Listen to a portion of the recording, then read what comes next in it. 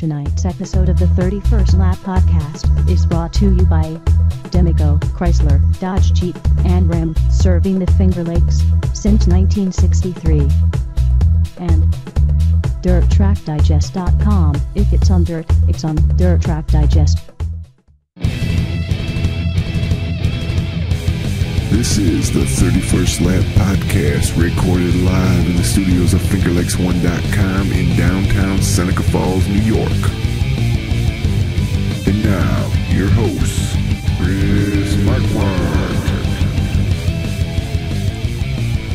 Good afternoon, good evening, good day. Welcome to episode number 122 of the 31st Lap. I'm flying solo tonight. A little bit of a difficult episode to endeavor on this evening. John Balmas all plans on being here, and unfortunately, unexpectedly, tragically, one of his loved ones was their life was lost in an accident today. It was early this afternoon. I haven't got a whole lot more details, other than it was an accident, and he's not going to be here tonight. If you get the opportunity, John's a good friend of the show, loves racing. His wife very supportive of the racing community as well.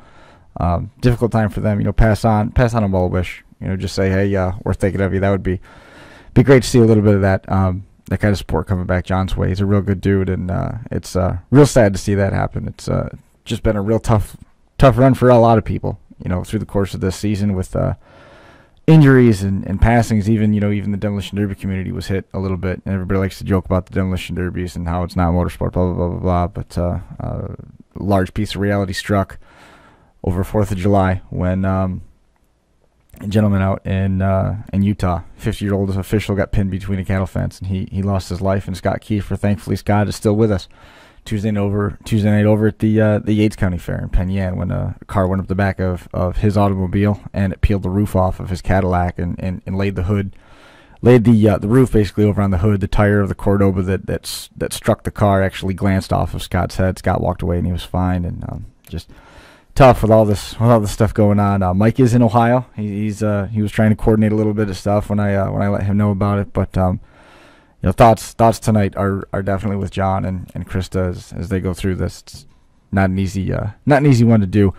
A lot of racing action. We're gonna probably keep it fairly short this week. There's a lot of racing action coming up. We'll talk a little bit about that. A lot of racing action that happened here last week. Busy weekend on both sides of it, even with Hurricane Arthur coming through, and then there was a lot of rough weather that put a lot of local fair activities, be it motorsport or otherwise, on their toes here Tuesday night. And so far, it's looking like a great weekend ahead. It's going to be nice and warm on Saturday.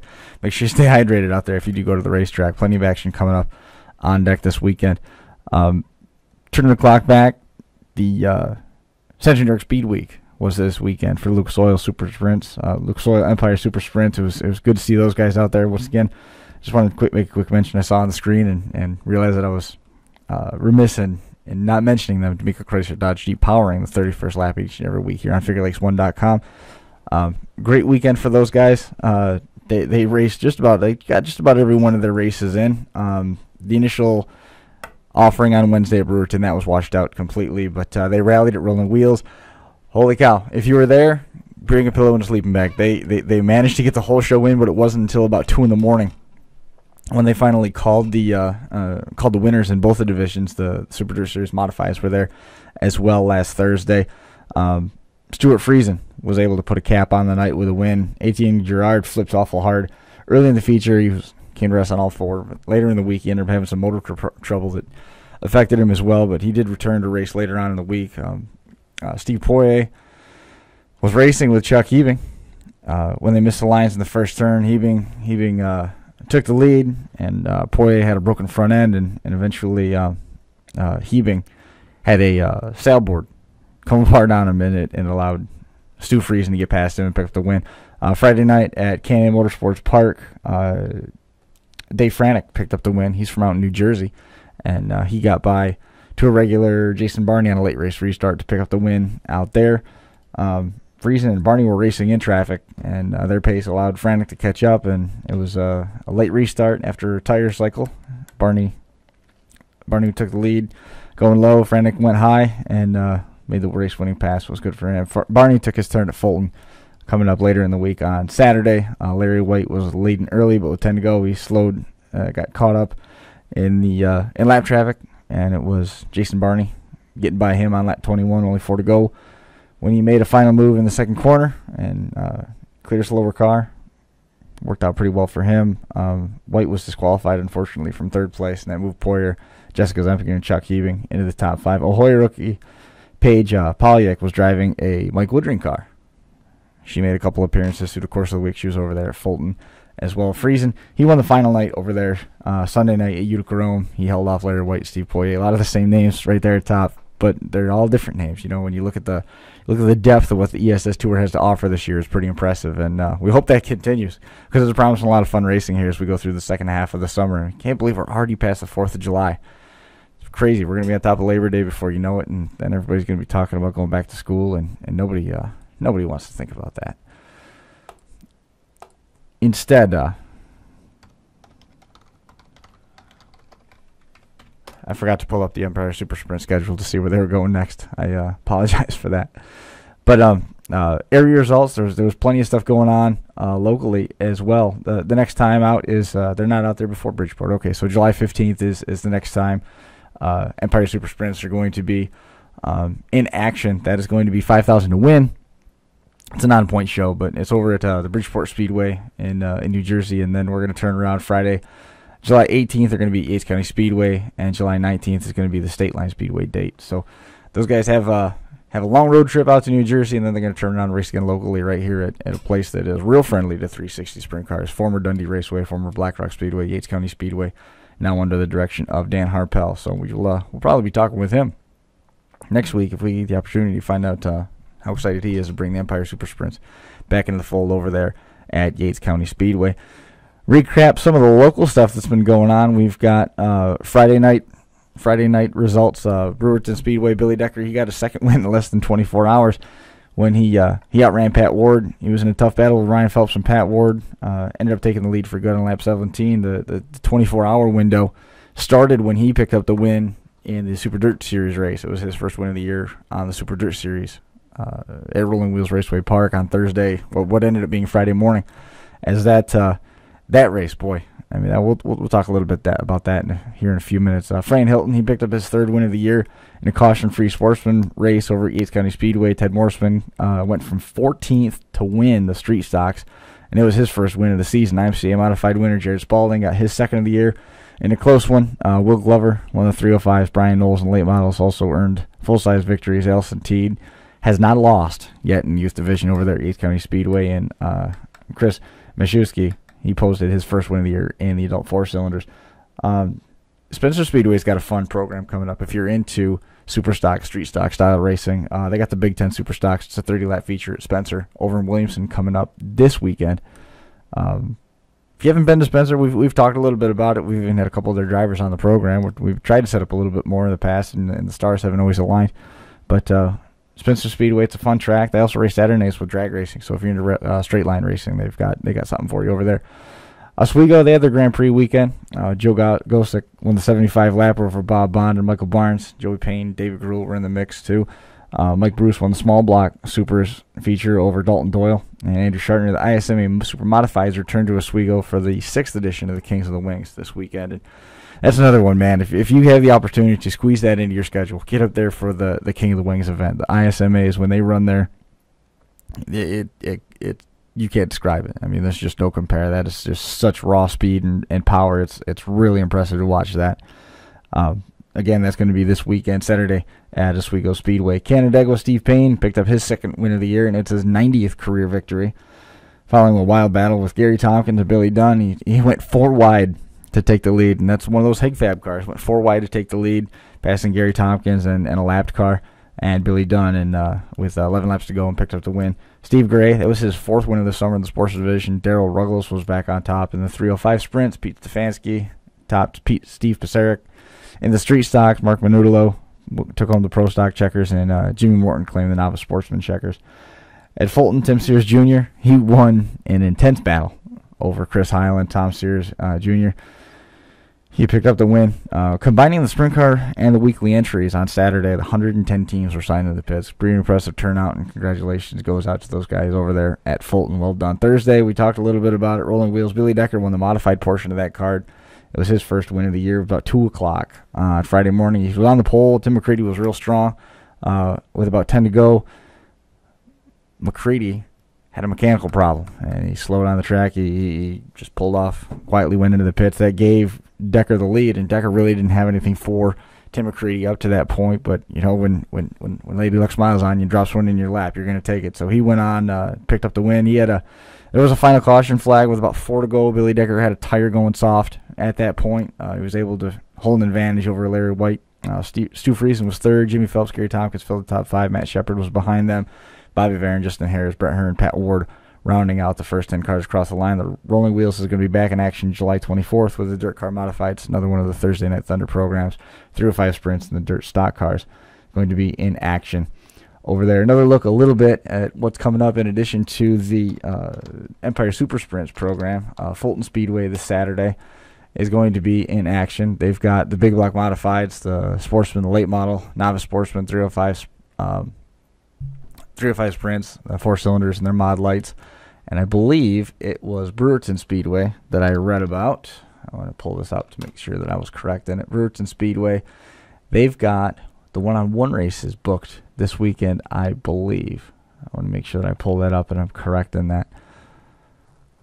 Yep, this is on Friday night. The modifieds are on the program along with the mod lights, 4 cylinders, late models, and the one-on-one spectator races. Race time is 7:30. Gates open at 5:30. That one-on-one spectator races, if you haven't seen them, basically it's just a bunch of people that bring the cars that they drove to the track. Has to have a registration, license on it, road legal, and they just go head-to-head, toe-to-toe, and whittle them down bracket style, winner advancing, and loser going home.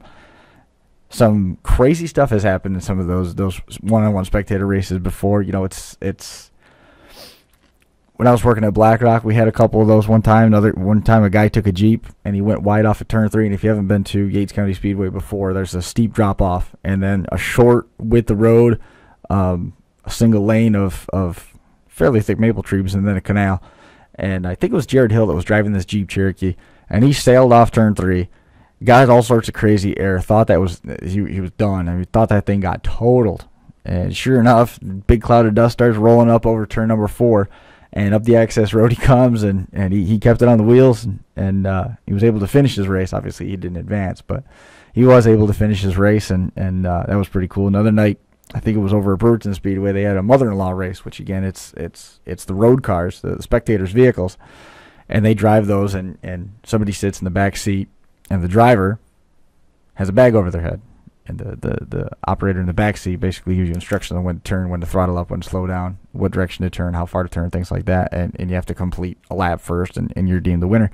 This guy had a beautiful Camaro Trans Am, something along those lines, and he stuffed it right into a Uke tire and mashed the front of it in, which was only part of his problem because he had to figure out a way to get back home because it took out the radiator and all the fluid had run out of it, sitting there as he was awaiting a hook back to the pit area. So he definitely had some work on his hands. Ruined the nose cone, buckled the hood, ruined one of the fenders, and it was not a pretty sight. It was not a pretty sight whatsoever for the gentleman that was driving that. But it is fun to see the fan interaction, to see those fans get out of the stands every now and again and live the dream that they've got, that they get to, be part of the racing program. If maybe they don't have that opportunity otherwise. Over at the Yates County Speedway in Dundee, we've got about half the season in the books. We talked about the Lucas Oil Super Sprints on the card on Friday, July the 18th. They're going to be off this week. It's going to be Friday, July the 18th. Next week, they are in action again, and that is going to be a full card. Everybody is racing in the weekly divisions, in addition to having the sprint cars in town. So that's a busy night of racing. Tuesday, July 22nd is the next installment of the Big Block, Small Block shootouts over there at Yates County Speedway. 7 o'clock start time on both of those events. Big Block, Small Block shootout on Tuesday, July the 22nd at Yates County Speedway. $5,000 to win, Race of Champions Sportsman Series, and 305 sprints on the card. August 1st is going to serve as the midseason championships over there at the Yates County Speedway. Get over there and check that place out. There's a lot of good racing that goes on over there. Talking about Canandaigua, we saw Steve Payne picking up win number 2 this weekend. They're going to be in action again. Century 21 and Steve Davoli Real Estate present the regular card for those guys. The Big Block Modified, Sportsman, 305 Sprints,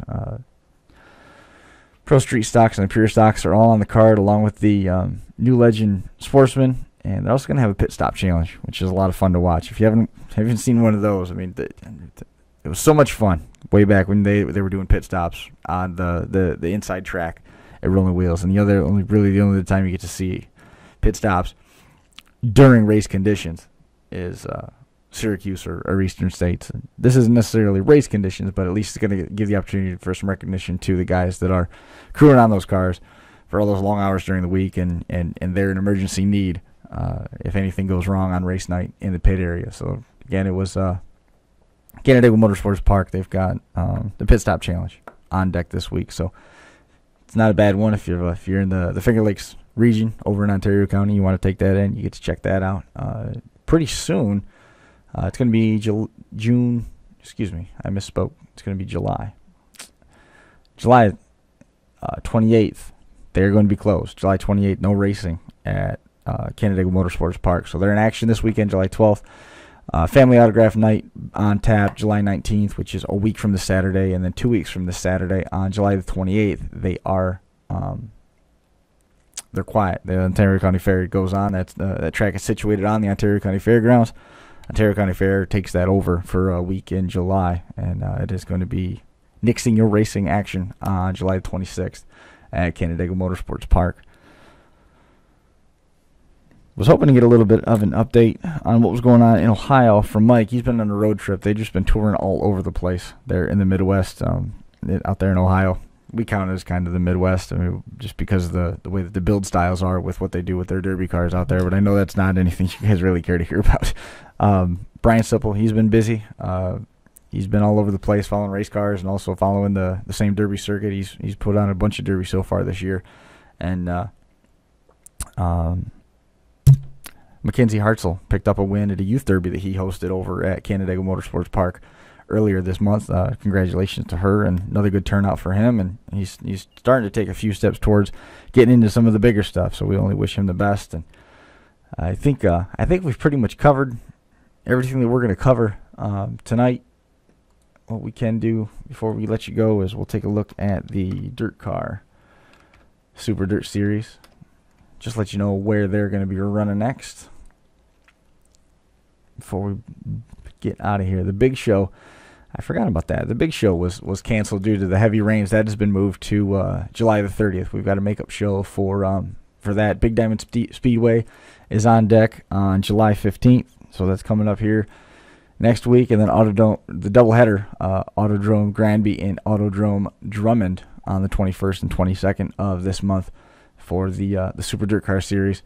And can't forget, racing's biggest party, Napa Auto Parts Super Dirt Week. It's going to be August 8th to the 12th, 2014, or October 8th to 12th, 2014 at Syracuse at the New York State Fairgrounds. Tough one to get through this week. Not gonna lie. Having Mike out of town is one thing, but having the news that John's going through what he's going through at home, wish him the best. It kind of made it a little bit tough for everybody. We knew that we wanted to get some stuff out there for you fans that come and watch and listen online every week and trying to put something together for you guys. We don't want to forget, of course, D'Amico Chrysler Dodge Jeep, who gives us a little bit of consideration every week, and we appreciate those guys over there.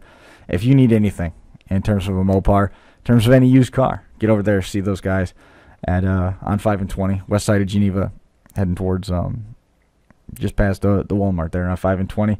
They are awesome. They're the best. Get over there, say hi to Patrick in the shop, Steve Riffle, Mike Godkin in the sales office, Michael D'Amico right there in the showroom, full service parts department. They can do the repairs that you need. Guaranteed best deal in getting you into a new Dodge, Chrysler, Ram, or Jeep. And if you bring a price quote from any other dealer, those guys are going to match it, guaranteed. Online, it's D'Amico, ChryslerDodgeJeep.com. You can call the shop at 855-261-3035.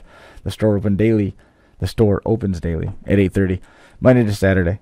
Guys, I appreciate you hanging out with us. I know we cut it a little bit short this time around. We're going to do it again. I anticipate we'll do something next week. I'm not really sure as these plans and all this stuff develops. Keep posted.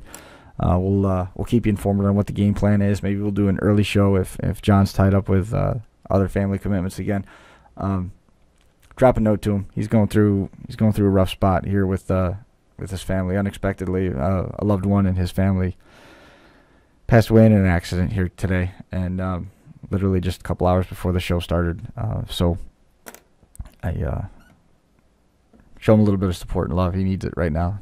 He and Krista, they're good people and really love the racing world, and show them some of the same support that they've been out there showing you, the racing community, for so many years, especially when other people have gone through the same thing. I'm going to get out of your way.